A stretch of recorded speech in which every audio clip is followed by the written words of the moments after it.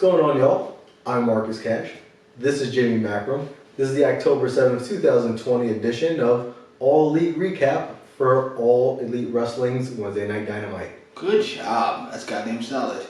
I did, you know what? I'm clever. I like this show. In a vacuum, I like the show. Meaning, 15 things happen on the show. I really like 10 of them. Oh, that's what you mean by in a vacuum. Okay. Like, okay. And I thought you meant it had a lot of dirt in it. For example, I'll use another vacuum. In a vacuum, I really like the Cody versus Brodie match. If I had paid no attention to anything that happened before, or care about anything that happens afterwards, and I just turn on the match, I like that match. From ring bell to ring bell. Yes. Very, very good match. The build-up to me has been atrocious. Disgusting. Gross. Awful. The Brodie beating Cody for the belt, fantastic. The aftermath of... No, wait a minute. Not done yet. Okay. I don't think Cody should win the belt back. I just said Brodie beating Cody for the belt. Oh, bro, okay. Hang with me here. Stick with me. We've been through a lot tonight. Brodie beating Cody for the belt was fantastic. Yes. The beatdown was fantastic. The beatdown of Arn Anderson and then fucking Brandy, fantastic. Love that. Everything since then has been... Everything? Yeah. Actually, there's a couple of Brodie promos. Everything since then mostly has been awful to me. Including Cody's comeback, including the fucking scuffle they had last week where Brandy fucking fell off the top rope and landed on 5 guys. And somehow this 120-ish pound woman, who's not, it's not like she's... a wrestler? Well, it doesn't matter.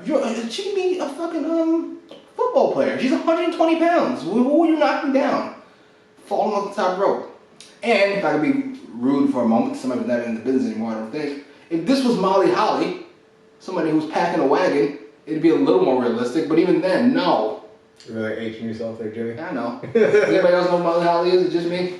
That was ridiculous. Fucking Cody leaving the ring to say no and then come back. That was ridiculous. Taking 3 steps up the ramp to come back. But onto the match. I like the Arn Anderson promo beforehand. Yes, that was very solid. Great selling of it. I like the Doctor being announced. He was at ringside. Yes. I like Greg Hannah Valentine being at in the crowd. Specifically as a dog collar survivor. Yes. So already this match is seeming highly violent, which might have been helped by a video package last week, or a promo from fucking Brodie that didn't involve talking about nonsense. Match started. Match was very violent. As it should have been. Silver caught the brunt of most of it. Unfortunately, it seemed like it was just, now I look back on it, it seemed like just a way to get Silver outside of the ringside area. So, Brodie could lose clean. Makes sense. It was violent. They had a great table spot they put during a commercial. I like that idea of it, first of all. I know you don't. I do. I don't mind. You're watching. It tells people to stop tuning out and turning on whatever the fuck else is on TV. I don't know. I like the way it was. There was a couple of inventive spots I liked. The kind of common sense spots you think. The Brodie hanging a chain and Cody falling down. Just common sense, like, I'm attached to them. And then Cody pulling him into a cutter outside. That was clean. My favorite, though, is where Cody wrapped the chain around Brodie's face and then started elbowing him in the face. Very violent. I love this match. Cody winning.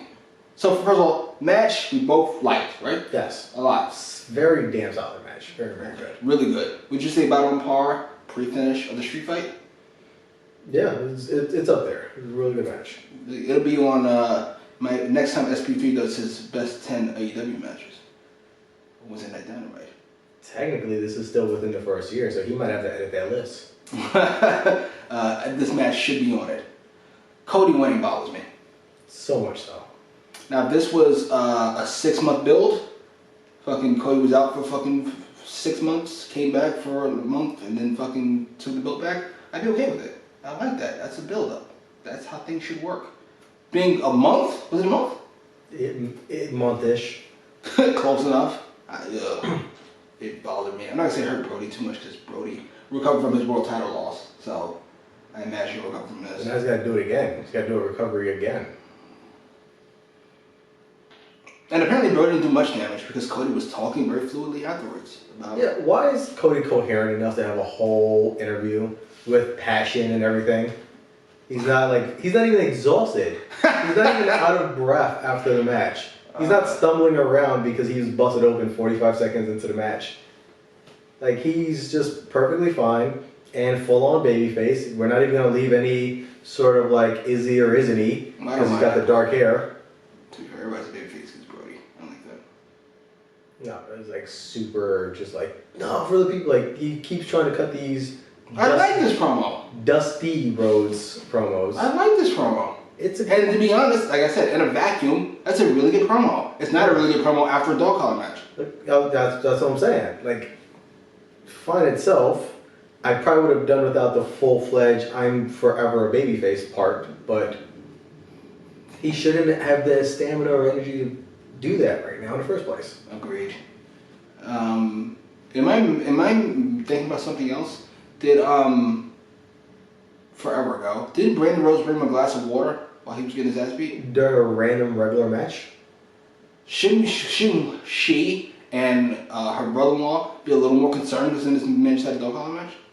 Have a towel to wipe them off and some water, apparently, since that's the magic. Put the mic down. Can we get the doctor here to check on fucking Cody Rhodes? Yeah, we introduced a doctor and he played no part of the match whatsoever. I want to like AEW. I know it sounds like I don't. I do. I want to love AEW. I like it. I watch it every week, so I like it. I want to love it. Cody and his family won't let me. It's just and their friends. And the Young Bucks. Yeah, they're friends also. It's just the little things that I think they just get wrong. They need a big picture guy, which you would think would be Jim Ross, because he cannot stop bringing up little picture things during broadcasts. They need to have. I assume JR is in an office. He needs a bigger part of an office. Yes. We're just saying, okay, this doesn't work. This is good, but what if a script doctor, as is titled in the movie business? Script doctor. Somebody who looks things over and goes, I don't like that line. Never heard of that, but I like that. So that was the major thing the second major thing on the broadcast. Chris Jericho was the major thing on the broadcast. All of the celebrities sending their thoughts in. To me, it was fine because you can't show any WWE footage. You can't show any WCW footage. You can't show any ECW footage. I assume you can't show any New Japan footage. Yeah, issues there as well. Yeah, so great. We just have his AEW footage. And I don't think you can even show Stampede Wrestling. Doesn't Vince own that too? I'm sure Vince might own this table. I don't know. We're just renting it now. Sure, you're just doing it. So you just a bunch of celebrities talking. I would have liked some Chris Jericho AEW moments streaming in there, quite frankly. Yeah. How about the first time he won the belt? That's a big one. The Inner Circle being formed. But when he debuted in the first place. You know what I mean? Like, these things could have been added, but no biggie, because we got a lot of Chris Jericho in the main event. Too much? Oh, in the main event? I'll say too much. In the main event? Oh, way too much. Was Hager ever tagged in? Really quickly. Was Serpentico ever tagged in? And to be fair... Could this have been a singles match, honestly speaking? Yes. Chris Jericho's built up a lot of goodwill over the last 30 years. I'm not gonna say he blew all of it with me in that match, but he tried it. Goddammit! Why is Luther having this long of a match? Why is Luther in the company? I get that he's a friend. I get that. They must be really close. And I don't want to go the whole, corny route, all friends wrestling, right? Because there are people that are friends that deserve spots on this roster. Yes. Right? The more people we sign, the more of them can go, but there's still a lot of very solid hands. Mm-hmm. Luther's not that. Luther's not a solid hand, or a solid foot, or a solid face, or a solid abdominal section. Luther is terrible. Terrible? Terrible. I thought he was fine for that minute before he got gassed. And I can't knock it. The Miz probably hasn't wrestled a full fucking match by himself, essentially, in forever. He was exhausted. He was exhausted, and apparently it's really hot in that fucking place. I know, because he almost busted his ass on the apron without any provocation. He just slipped off. Just slipped, because that's what wrestlers do. That was rough. That was rough. And then, to me, it didn't even pay off big. I thought it was going to pay off big with MJF coming out. We skipped over his big boot, his big boot of doom. I don't want to keep trashing Luther. I'm sure he's a good guy. Yuck. The MJF payoff was funny. I guess it keeps building the MJF Chris Jericho Inner Circle dynamic, I suppose. MJF gonna tease that he wants to join the Inner Circle next week? He said he had a big announcement. Yeah. Or is he gonna try to form the Outer Circle or something? No, there'll definitely be something Inner Circle-ish. I was hoping we'd get I don't know what I wanted. I wanted something big. Since maybe 15 minutes ago, though. I wanted you to fucking reward me for my loyal viewership by having the Inner Circle turn on Jericho. Something preposterous. Oh, the line with MJF? Yeah, something ridiculous. And instead, I got them shaking hands, and here comes Go Baker and Nyla and fucking. I got it. All the people that could have, maybe should have been on the show, like Baker and Nyla. Kingston, I think, was out there right after that. He was. Ugh. I know it sounds like I hated the show. I didn't hate the show. I hated those two booking things. Yeah, we just had to get the worst parts Yeah, out. I had to get the booking parts out of the way.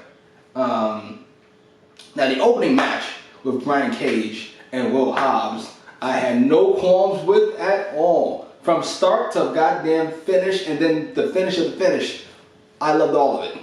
If we do the separate list, obviously this is not going to be one of the top 10 matches of all time, or for the past year, but top 10, a lot better than they should have been matches. I think this is on that list.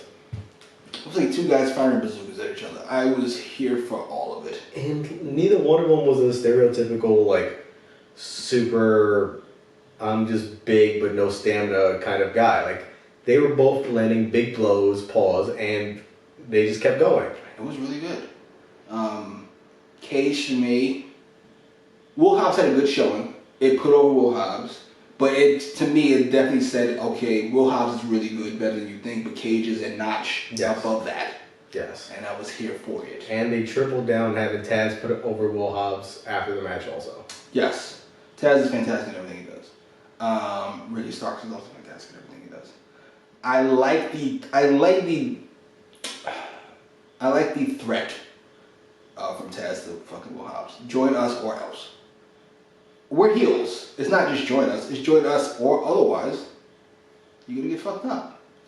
I like to say from Darby Allin. I was gonna say Turtles, but that works still. Turtles. Damn it. I like the fucking save.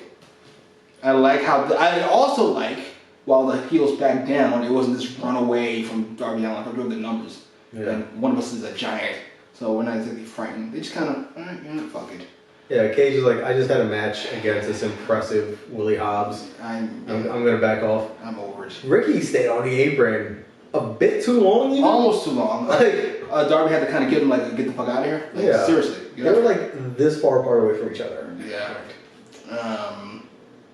Yeah, I love that whole segment. I love that match. I love the segment. I'm waiting for the bullet. And then they followed that up with another great match, a really good match per se, with FTR versus TH2. Is that the name? TH2, the Hybrid 2. First of all, aren't they heels? The Hybrid 2? Yeah. They have been most of their time. Okay. Every time I've seen them on Dynamite, they've been heels. I don't watch Dark. Even on Dark, they're mostly heels. But they're one of those, like, if it suits the situation, they'll throw them in. Okay, well, FTR is always the situation. You are the baby faces and we're not. Because they are fantastic heels. Straight out of the fucking 80s. Working body parts. Like, what? Who still does that? Love that. Love working the here knee. For it. I like how it was set up by a Jack Evans mistake. He flipped off and then he looked like he kind of hurt his leg. Yeah. Which I thought he might actually hurt his leg because he's a psychopath. I didn't realize that was just a planned spot for later. Nope. Let me fucking build it. I like it. I like it a lot. I like the you know the different styles, the three different styles in the ring, FTR and then Jack Evans. And Yeah, and then Helico. it all worked to kind of build this really good match. I know you've seen like Jack Diddley shit of Angelico. What did you think of like his submission skills? I like his mix. I don't know how young he is. I'm not sure either. I know he's had a run in Mexico. He's uber athletic, and then he'll kind of just randomly switch it by nowhere to pull a submission out of his ass. I liked it. They've been highlighting it on Dark a lot, which I watch, but it's really nice because I've only known Angelico as the guy that's gonna like leap off of really tall things onto you, like he's super spotty kind of guy. Mm-hmm. I didn't know he had a submission background at all. So seeing that over the past few weeks and then seeing that on display here with FTR, I really liked it. That's actually where whatchamacallit shines in Excalibur. That is his deal. When you talk about FTR hasn't probably faced anybody like this ever. I like that. And then he broke down, I keep forgetting what he calls it, but like insert name, submission special number 1 through 99 that Angelico had that he learned from insert Mexican wrestler here. They went over clean if I remember correctly, right? Yeah. Which they should. With the, was it Power and Glory? Is that what that's called? The Superplex and the Splash? Yeah. Got a little too much Young Bucks during the fucking, way too much Young Bucks. We got the heels, we got it, the douchebags. They don't care about money. We got it. Was that a WWE shot also where like they're watching the TV but like not facing the TV? Just like have their back turned and kind of looking over their shoulder? I don't know. I got there without it. Oh shit. We got 3 of those. Like, ugh. What? Just them watching the camera in the back. And then super kick the cameraman who still holds the camera perfectly fine. The camera didn't fall to the floor. Bang! Oh, I'm not even mad at that. Keep this shot. Usually I fucking crush you over your fucking obsession with tiny details that don't matter. To me, that is a big one. Like, listen, if we're gonna do it, let's do it. You're gonna kick these guys, the camera should kind of spill out. Yeah, if you got kicked in the face, how are you still like? I need to keep this shot though. They have to They have to do their fucking thing. Where they fucking talk shit to them. I'm over them. Right, that's what I wanted to say. As much as I liked TH2 in this match, to me, I wanted to get more time. They have to get lost in the shuffle. Like, even in their genre, they're behind fucking Private Party, and they're behind the Lucha Bros. Significantly so. Yeah. So, but you know what? They're good guys to have a good match, to set up the best friends FTR match, which I liked. You were hating on Weenies 2 weeks ago, but I told you it fits the goddamn characters. You know what else fits characters? Having t-shirts of Weenies. I liked it a lot. I gotta admit, I like the t-shirt. I do like the t-shirt. I hate the Weenies thing in general still, but the t-shirt. You won't let it go. It's, because it fits them and the company. They said something corny, and then they made a t-shirt out of it. So, that works. I'm not even arguing with you. We've already established Chuck Taylor would say Weenies, and you refuse to acknowledge it. No, I agree that he would say Weenies. I just not only would he say it, he did say it. Yeah, I just don't like Weenies. You don't like Chuck Taylor, and that's the end of the thing. I don't really like Chuck Taylor, actually. Fair enough. I like their fit. I gotta be honest, I thought once they lost to Hangman and Omega, that should be the end of them. But then that fucking Pride of Proper feud built them back up, and I'm looking forward to this tag team match. And then once this tag team match is over, I'll say let's break up again because they have nothing else to do, and maybe they'll come back again. I don't know. If they did it once, maybe we'll do it again. Do I have a thing with a TH2?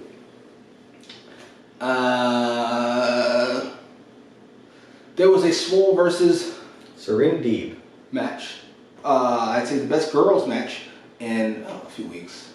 Because it didn't involve Redhead and what's the other one? Diamante and Evilise. I almost had it. I was not gonna get Evilise. I got Diamante though. You think I did? I did. Or Thunder Rosa. This was better than all those. I think. I don't. To be honest, anytime anybody not named one of them has a good match, I would sign her and keep her around and give her a bigger spot. So, Serena Deeb. She should be here next week. But she'll probably get the treatment of Naked Midian. Done. That was a good match. It shows a Swole off, quite frankly. Yeah. Again, minute detail. Okay. I preferred, so I hope this is just a thing and not just a happenstance, her her Dirty Dancing finisher. It doesn't involve the ripcord anymore. Have them bounce off of the rope if you're going to do that spinning forearm thing. I like the Dirty Dancing. Yes, Dirty Dancing. I like it with the ripcord. Somebody pulled it off fantastically, we thought.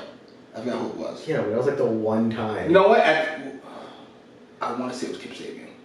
Yes, it was. I want to say it was Kip Sabian. It was Kip Sabian. Yeah, that's the only Because he time. danced with her, like legitimately. Yeah, fucking, he's fantastic. By the way, I'm talking about wasting people. Miro, Jesus Christ. He just had his big debut and now he's not even on the show. Well, he was on the show. He was playing video games in the beginning. Boo! But I get the Twitch thing, whatever. But I don't. Is that the only reason he's here? To promote his Twitch? I feel like that's the only reason he signed. him and Kip Sabian are Twitchers. No, I get that they're Twitchers. I feel like he doesn't really care about wrestling anymore. I heard he was going to retire. I don't know. I just feel like he signed to have a platform. He had a Patreon, and he needed to start a YouTube page so he can make people watch Patreon. Maybe. I don't know. But they spent last week having that moment with this restaurant guy and video gamer that I had to freaking look up. Billy, whatever his name is. Mm-hmm. Mitchell, I think.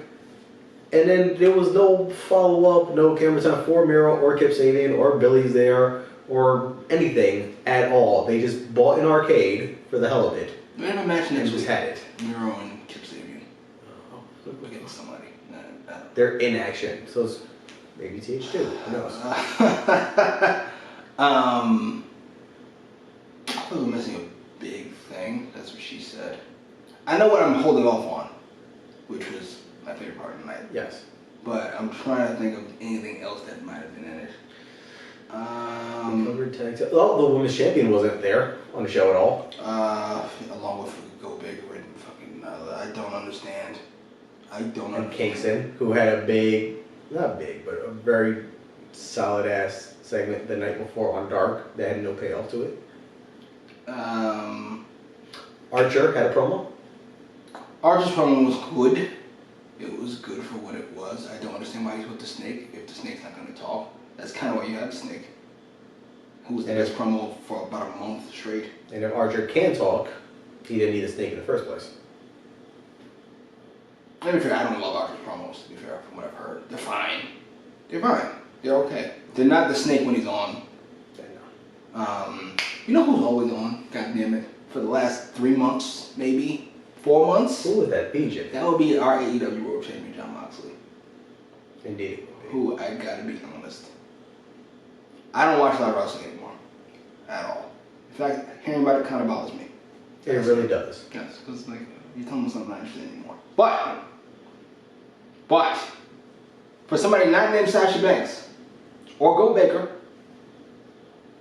I think Jon Moxley is my favorite wrestler in the last decade.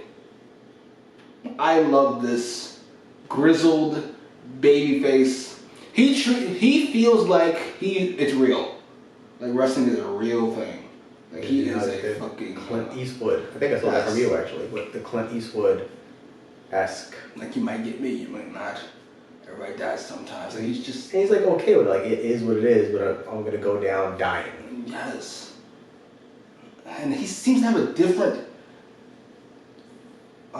wrinkle, we'll call it. A different wrinkle for every opponent he has. With MJF, it'll be your time eventually, just not now. And with Archer, it's this like, what did he say? He fucking chased me halfway around the world? Or some shit? Something like that, yeah. Just to fuck, that's a dope ass idea. It feels like a movie, to be honest. I'm here for the big finale, which is next week. You're just as dangerous, but I'm not done yet. And maybe you get the best of it. Maybe you do. Every time I give the belt to the referee, I realize I might not get it back. That's a great guy. He had like 4. I might never get it back. He had 4 or 5 of the motherfucker this time. He had 4 or 5 really good fucking lines. To me, I love Jon Moxley. I can't believe how much I disliked him when he first got the belt. Yeah. To be fair, they try to make him hokey and cheesy when he first got the belt. You know what he did? He did that Cody promo from tonight. He did that his first night. That fucking, it's about you, the fans, and us here. No, that's not you, sir. That's not why I'm here. It's not. In fact, maybe it's just an us thing.